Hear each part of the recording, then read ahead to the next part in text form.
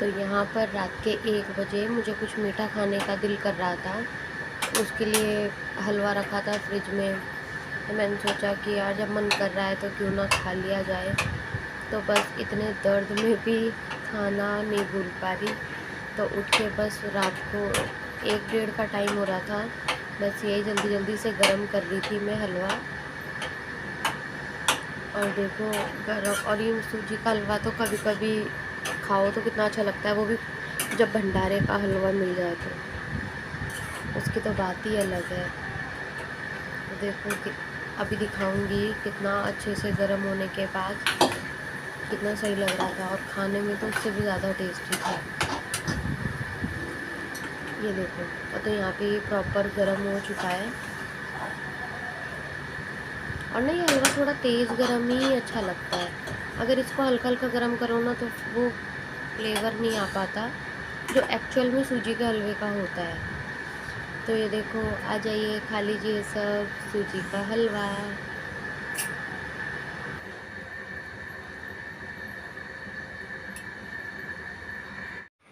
Hello hello दोस्तों, कैसे हो सब? आई होप कि सब अच्छे होंगे। मैं भी थोड़ा पहले से ठीक हूँ। तो अभी मैं आपको बता देती हूँ कि मुझे डॉक्टर ने क्या बोला था। तो जैसे मेरे पेट में बहुत ज़्यादा पेन है, तो डॉक्टर ने बोला था कि अगर ये पेन ऐसे ही कंटिन्यू चलता रहेगा तो इमरजेंसी में हमें टाइम से पहले ही सी सेक्शन करना पड़ सकता है। तो उसके लिए उन्होंने जो मेरा पहला ऑपरेशन था उसके लिए एक और अल्ट्रासाउंड लिखा था। तो मैं कल पूरा दिन बिज़ी थी, कल पूरा दिन बाहर निकल गया मेरा, कभी हॉस्पिटल कभी अल्ट्रासाउंड के लिए। तो अभी हमने डिसाइड किया है कि हम जा रहे हैं अभी प्राइवेट डॉक्टर के पास। एक बार दूसरे डॉक्टर से भी कंसल्ट कर लेते हैं कि क्या होता है, क्यों इतना पेन हो रहा है। अगर उनसे हम रिक्वेस्ट करेंगे, अगर दवाई चेंज करने से या दवाई खाने से अगर कुछ रिलैक्स मिलता है मुझे तो ठीक है, थोड़ा हम वेट कर सकते हैं। हम चाहते हैं कि पूरे टाइम पर ही डिलीवरी हो। तो बाकी अभी हम बात करके आते हैं, फिर मैं आप लोगों को उससे शेयर करूँगी कि दूसरे डॉक्टर ने हमसे क्या बोला। अगर दोनों डॉक्टर्स की बात सेम रही तो फिर देखते हैं आगे हम लोग क्या डिसीजन लेते हैं हस्बैंड वाइफ बैठ के। बाकी पहले हम यही सोच रहे हैं कि हम दूसरे डॉक्टर से भी बात कर लेते हैं। तो बस अभी 11 बजे शायद वो बैठेंगी, तो अब थोड़ी बहुत देर में बस हम लोग निकलेंगे। तो देखते हैं, कंटिन्यू बने रहना अभी क्या होता है। तो मैंने जैसा आप लोगों को बताया था कि मैं डॉक्टर के यहाँ गई थी, तो वहाँ पर भी मुझे ऐसे ही कुछ सेम सेम बातें बोली गई जो मुझे पहले डॉक्टर ने बोली थी। बट जिस डॉक्टर पे मैं आज गई थी उन्होंने बोला कि थोड़ा कंट्रोल करके देख लो, अगर दर्द में थोड़ा रिलीफ हो जाता है तो वेल एंड गुड है, क्योंकि अभी डिलीवरी करना सेफ़ नहीं होगा। तो हम इसी कोशिश में लगे हैं कि हमारे 2-3 हफ्ते 4 हफ्ते जो भी मतलब अल्ट्रासाउंड के हिसाब से बैक चल रहा है वो मेरे कवर अप हो जाए जैसे तैसे करके। तो बस अब इंतज़ार के अलावा कुछ नहीं बचा है मेरे पास, क्योंकि 2 डॉक्टर ने सेम बात बोली है। अब सिर्फ मुझे बेड रेस्ट बोला गया है। लास्ट ऑप्शन यही है कि बेड रेस्ट करके आप अपना टाइम स्पेंड करो। तो उसके लिए भी बहुत टफ हो रहा है, क्योंकि बेड रेस्ट भी इतना इजी नहीं है।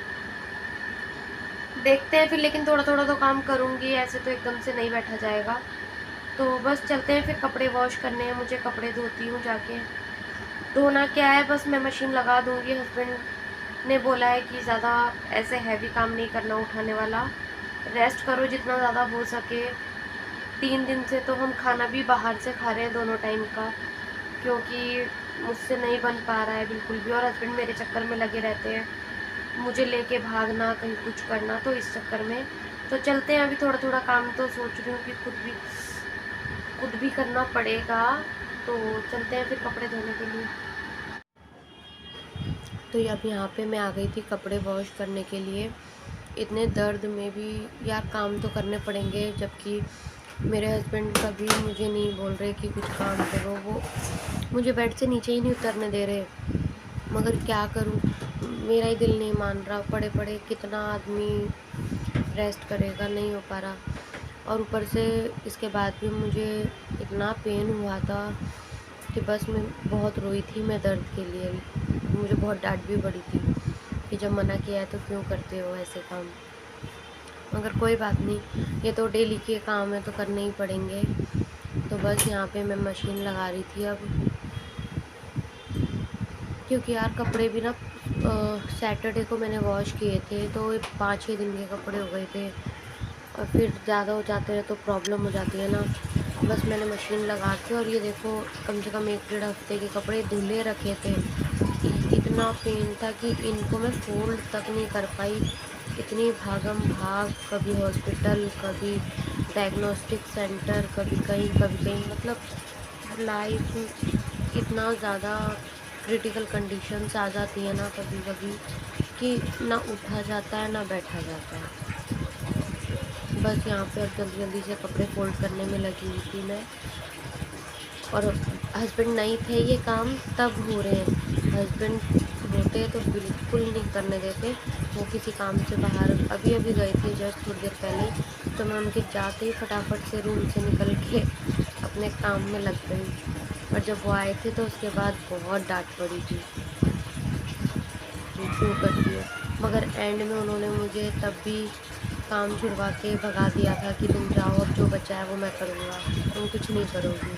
अब टचवुड किसी की नज़र ना लगे।